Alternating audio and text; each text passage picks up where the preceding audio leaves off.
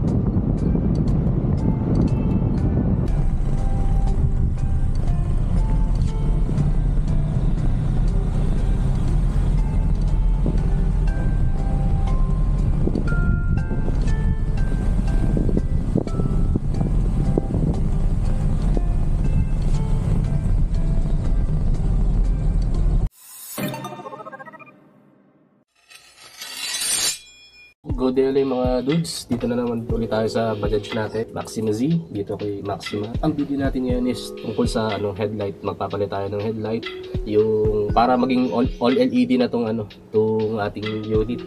Kasi yung nauna natin napalitan is yung yung mga park light, brake light, signal lights. Ngayon naman yung headlight. Kasi meron din nag-comment na pati daw yung headlight palitan na rin natin. Although nagagandahan ako doon sa headlight na stock natin yung halogen na headlight kasi maliwanag din. Tapos meron din nag-comment na nagtatanong regarding sa mga ilaw na sinabi lagyan ko na rin daw to ng yung katulad ng brand na ginamit ko sa mga park lights ko, yung which is yung Opera. Yung nakita ko na H4 na Opera brand is hindi ako natutuwa sa itsura. Since nakita ko na rin itong kinoment ng isang nag-comment sa post sa video natin. Tatry ko rin itong brand na to, which is yung brand na Novsight. Doon sa comment niya, ang sinabi niya is yung Novsight na ang model is yung N60. Nung pag-check ko yung N60 may kamahalan. Ang isang pares is nasa 3K plus. So, kumuha ako ng isang model na medyo budget friendly naman. Yung kahit papano is makakaya ko naman na ikabit. Tsaka para makita ko na rin performance. Although, meron din akong parang questionable rin sa akin tong nabili ko. So, yun pag-usapan natin mamaya pag pinakita ko na yung item. So, sige. Check na natin yung item na binili ko. So, okay, ito siya. Ito na yung item na bagong dating lang din. Novsight. Ang model is Series N39. Nasa 6,000 Kelvin ng color temperature. Ang voltage niya is 9 to 32. So, pwede rin to sa mga siguro yung 24 volts. Kasi nga 9 volts to 32 volts. Tapos, ang medyo nagulat ako kasi itong item na to is wala siyang balas. Direkta lang. Direkta. Tapos, tingnan muna natin yung dapat naka-indicate dito yung wala ata naka-indicate na wattage siya. Baka na dito sa manual. So ito 6,000 Kelvin ang color temperature. Operating temperature is 40 to 80 degrees Celsius. So, aluminum ang build nya at wala pa ring wattage. Pero, teka, check natin dito. Meron siyang specs doon sa Shopee, doon sa pinagbilan ko. Alam ko siya. Nasa tingnan na lang natin. So, ito siya. Ang bili ko sa kanya is 850. 2 pieces na yung 850. Tingnan natin doon sa shop yung specs. Wala sa kahon pero meron dito, ayun, nakalagay siya wattage at 72 watts. Pares na raw yun, yung 72 watts.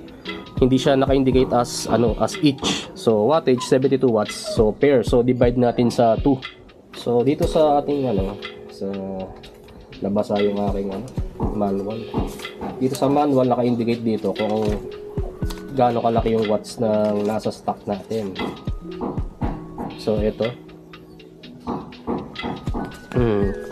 headlamp, 12 volts, 35 watts. So dalawang 35, so 70 watts ang total. So ano, malapit lang din.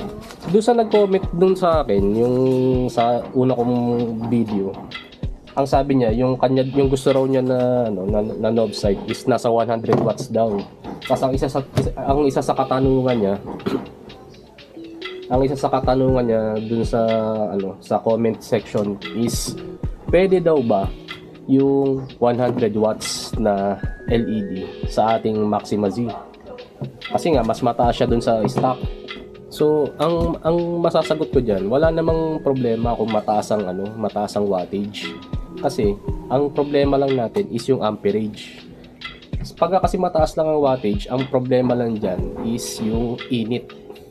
Kaya nga yung mga ganito, mga LED or yung mga ilaw na ano, modified, yung aftermarket, lagi sila may kasamang ganito.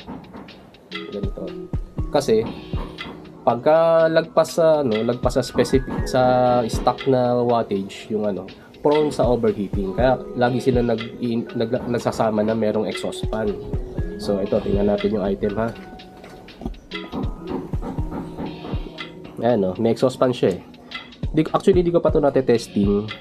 Tapos meron din akong isang nakitang comment na pagka daw ganito ang ginamit mo is magbubutas ka pa raw ba sa goma doon sa insulation ng ng headlight. Tingin ko to hindi na, kasi ito detachable to eh. Ayan no. Tapos may mga o-ring yan. Kasi meron dito nakalagay na ano siya eh. Ayan no. Nakalagay na IP68 ang rating niya. Ibig sabihin ng IP, ano siya, waterproof. Ang rating niya is IP68. So ayan, pwede mo siyang tanggalin. Tapos meron naman siyang naka-indicate dito kung paano ang posisyon niya pag kinabit mo siya dun sa sa headlight natin. So yun nga, since mataas ang wattage, ang sinabi kong magiging problema lang amperes ng ating unit. Dito sa box wala naman nakasulat kung ilang amperes tong ating knob sight, wala naka-indicate dito. Pero madali lang naman mag-compute ng amperes. Ang gagawin mo lang is yung wattage is di-divide mo sa voltage. So pagka divide mo yun, ang kalalabas doon yung amperage na. So pag kung ano yung lumabas sa ampere, sige, i-calculator natin. 36, tapos yung 36 na watts divide natin sa 12.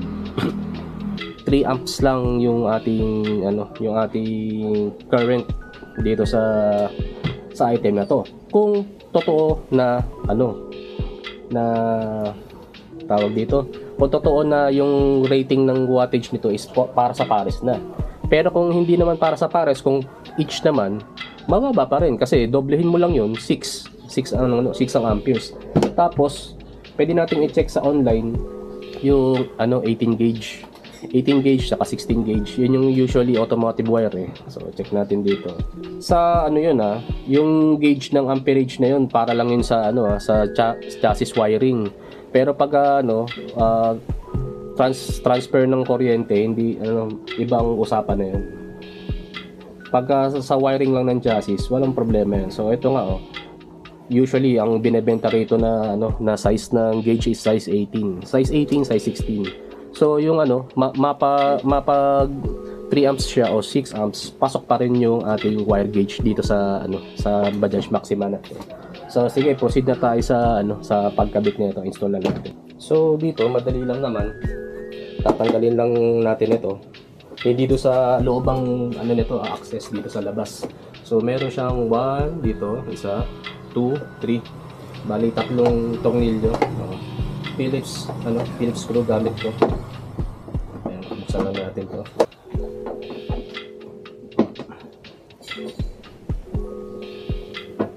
Tapos dito ang point ng clip na ito eh. So pag natin, dito tayo sa taas pag ganyan. Yun. Ayan, ito yung isang point ng clip. Tapos sa pagtanggal naman nito, tulak mo lang siya. Tapos ito may screw dito. Hindi mo na kailangan tanggalin yan.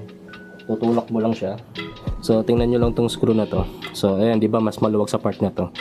Tulak mo lang siya. Tapos rotate mo ng pakanan. Yan. So ayan na. Tapos ito.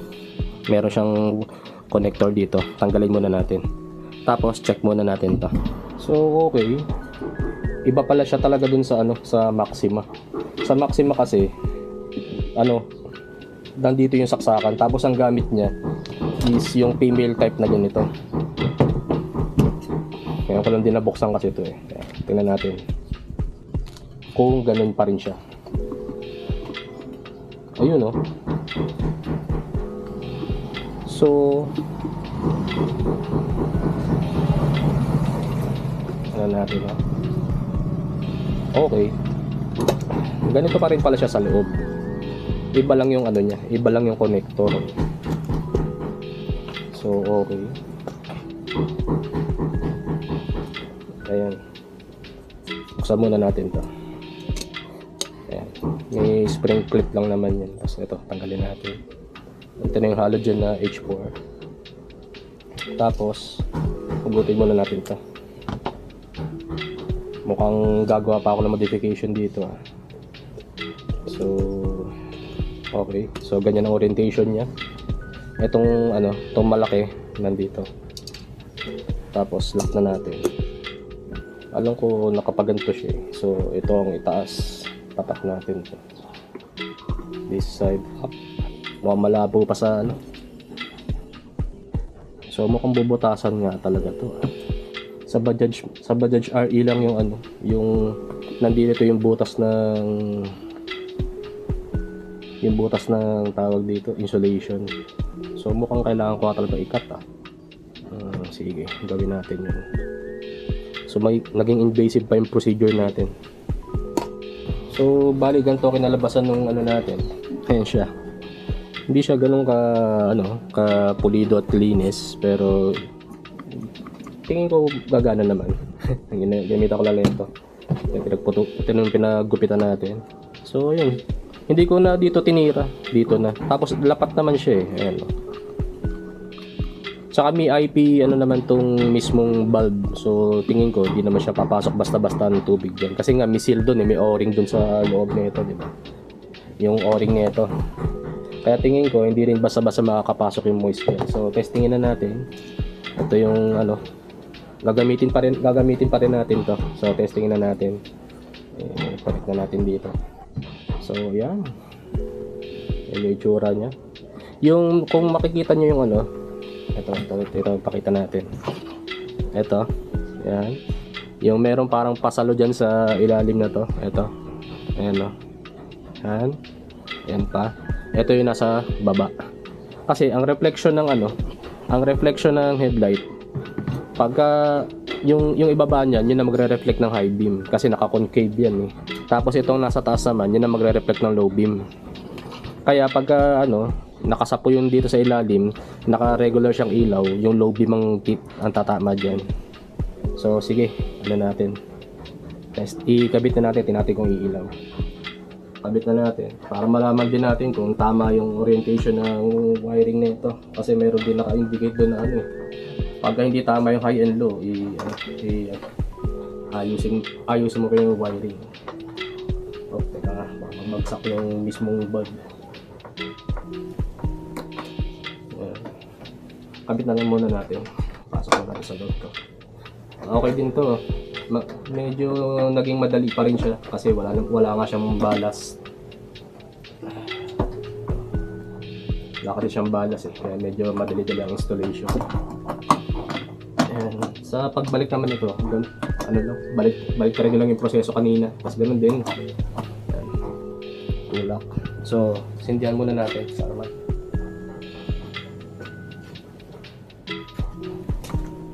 Yan. Low beam. Testing natin high beam.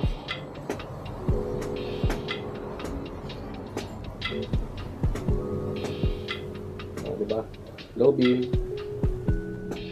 high beam. Kung pasensya nyo na yung kalat. Low beam, high beam. So tama yung orientation ng wiring. So gawin na lang natin dun sa kabila. Tapos mamaya, kasi hapon na rin naman, testingin din natin yung liwanag niya para sa comparison. So yan.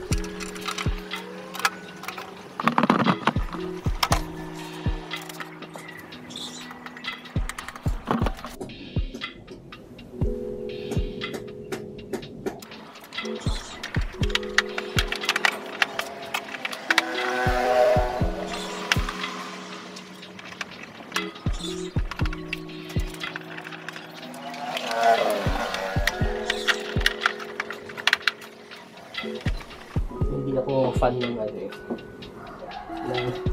Yan yung may mga hinihiwa-hiwa. May sinisira sa stock.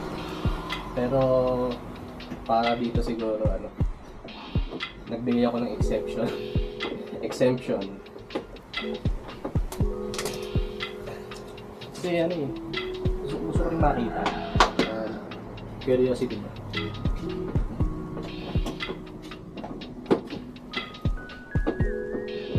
Madali lang din naman gawin. Saka ano, reversible din naman. Kung gusto kong balik uli sa dati, wala namang problema. Kaso syempre bibili ulit ako ng ng rubber insulation. So yan. Another look. So beam, high beam. So mamaya na lang gabi.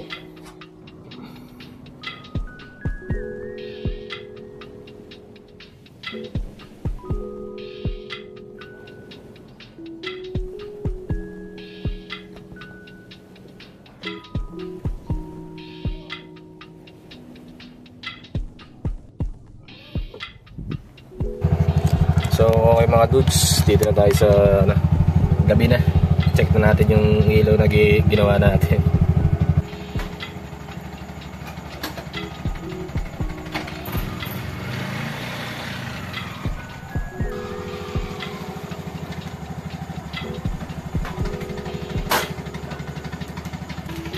Ayan. Tingnan nyo yung naka-low beam pa yan ha. Oh grabe. Patayin muna natin. As high beam natin. Ayos eh.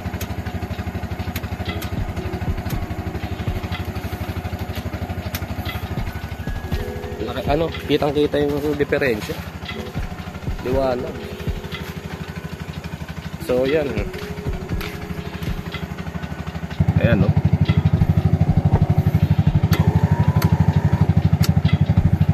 natin.